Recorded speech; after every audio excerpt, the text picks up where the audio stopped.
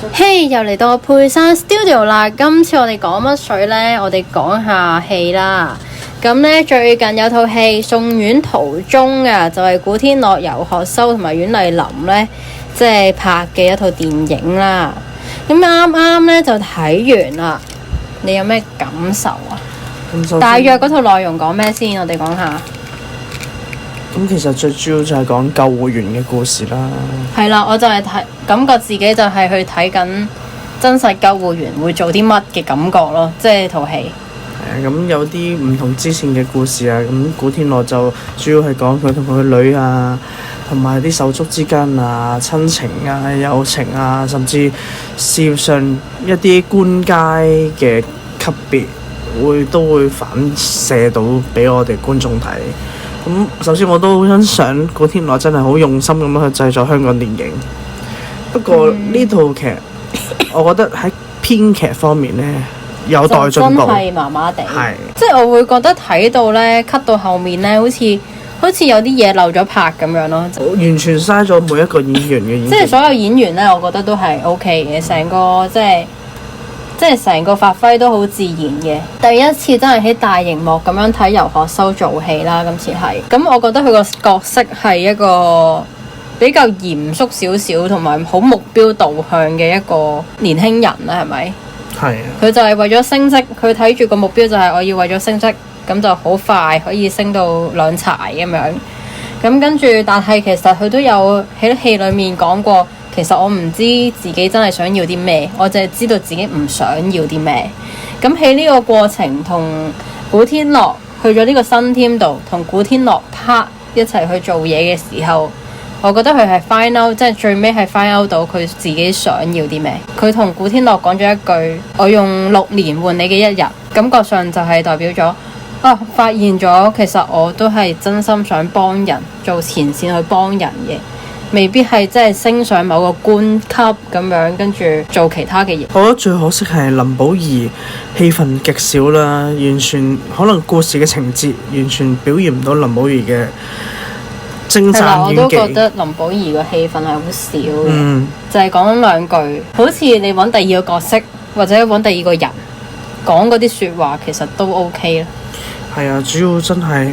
個故事真係我最後仲期待緊佢哋會再交代啲咩？係啦，同埋好似冇尾咁樣。係啊，突然間就完咗啦！哇，跟住完咗啦，即係感覺好似未睇完一套戲，但係佢同你講完咗。係啊，有啲屙唔出屎嘅感覺咯。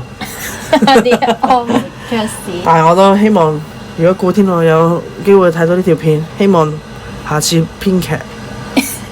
可以揀選編劇，我知道今次編劇見到係我見到係卓韻芝，可能佢都想俾新編劇去發揮，係好事嚟嘅。不過搬上大熒幕，都對於我哋啲觀眾都希望可以俾多啲有質素嘅劇本啦，唔好嘥咗個演員嘅表演。咁講下啲演員，你覺得佢哋做戲點樣啦？覺得小妹妹，你覺得做戲點樣？都算自然嘅，咁細個嚟睇，雖然你話。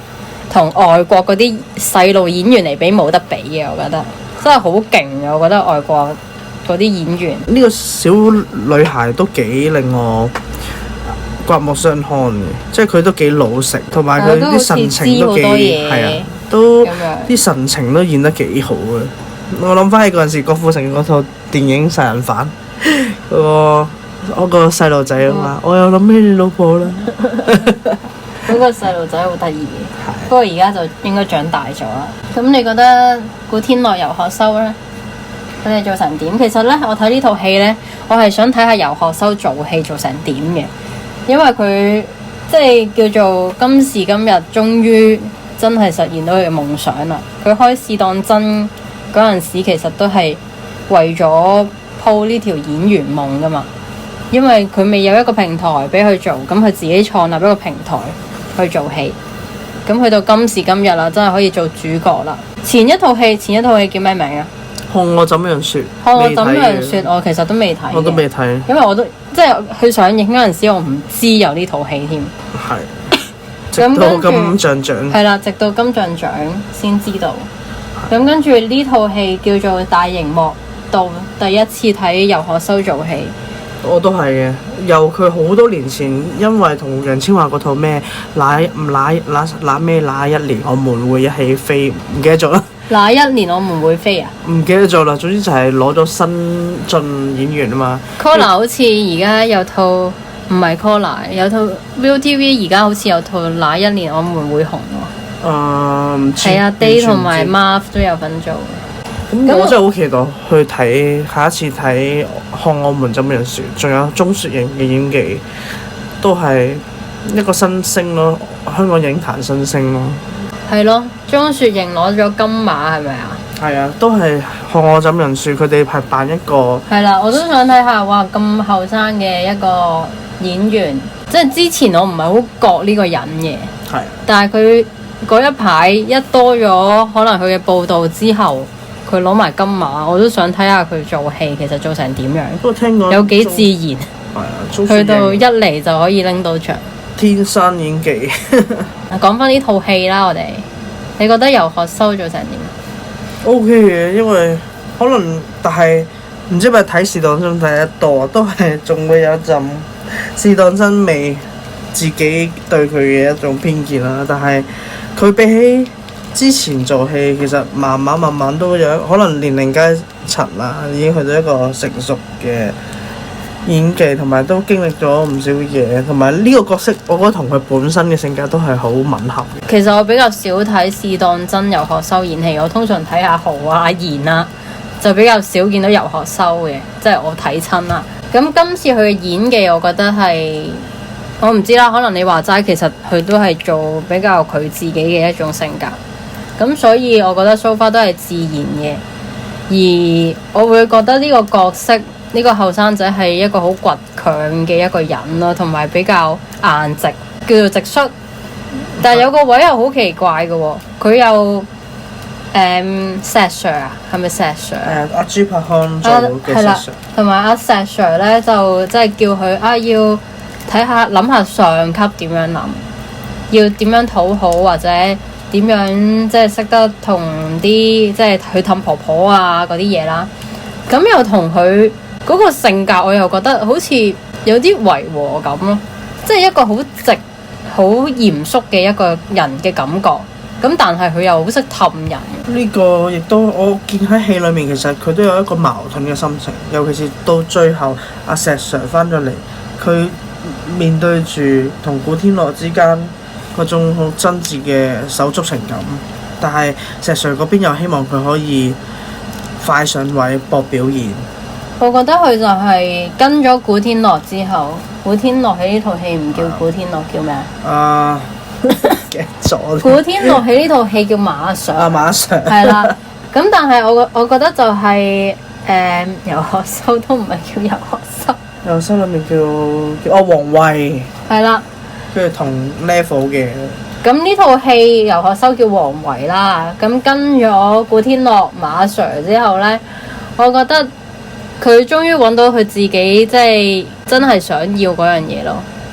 因為有個石 Sir 對佢好好嘅，希望佢升，即係不斷升職，升得快。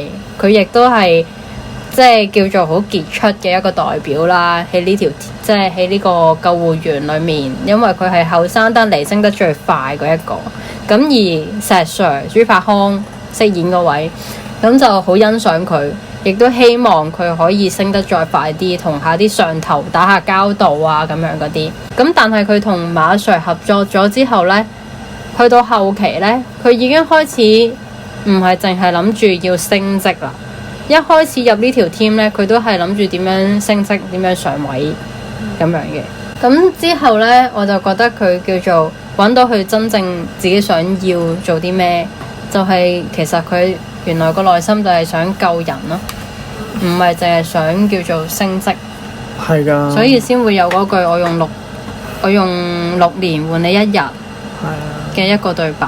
咁但係呢度成套戲呢咪講咗覺得佢有頭冇尾咁樣嘅，就係其中一條感情線啦，就係王維同埋 Miffy 袁麗琳飾演嘅 Miffy 嗰條感情線。係之後冇再交代任何嘢嘅，講到中途跟住就係我唔想你再揾我啦，唔想再見啦咁樣，咁跟住之後就冇再出現啦。係啊，咁跟住再去到馬 Sir 個女，又係本身話要去外國嘅，跟住前面有一幕呢，就係送咗佢個女走啦，送咗俾外母啦。咁之後個女再出現嗰一幕呢，就係馬 Sir 出線，跟住個女呢就喺身邊喎。咁其實係咪代表佢冇去到外國呢？即係我覺得佢好似中間 miss 咗啲嘢咁。總之就係我覺得 cut 得有啲奇怪，同埋個交代唔夠充足。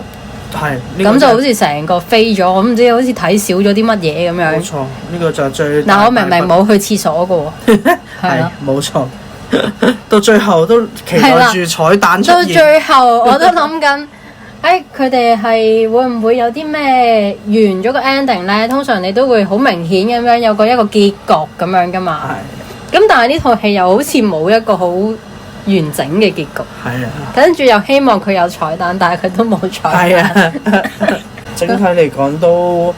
佢要表達嘅嘢其實都係勵志嘅，無論係勵志嘅，無論係你一個或者可能喺戲裡面你可以反思，即係係咪真係送個女去外國真係好呢？係咪香港真係唔好呢？或者有冇諗過個女其實想要啲咩呢？係啊，喺親情角度同埋其實自我探索呢個角度都係就好似裡面游學修，佢自己都唔知道自己一路上位一路上位一路升職，佢都唔知自己想要咩，帶到俾香港人。有啲可以反思嘅嘢嘅，只不過係咯，講到尾就係嗰個結局都好唔完美咯。係咯，我覺得係好嘥今次演員發揮，係暫時我見古天樂嘅戲，其實佢今次演技係做得即係唔計《九龍寨城》啦，《九龍寨城》當然係好好咯，但係以主角嚟講，今套戲佢嘅演技其實係比起之前嗰啲都好好，但係個故事性唔夠完整，我覺得好嘥咗佢呢一部分嘅努力咯。係咯。但係都希望大家可以支持香港電影啦。咁今次呢就同你講呢度，我哋下次先再講過啦。拜拜。拜拜。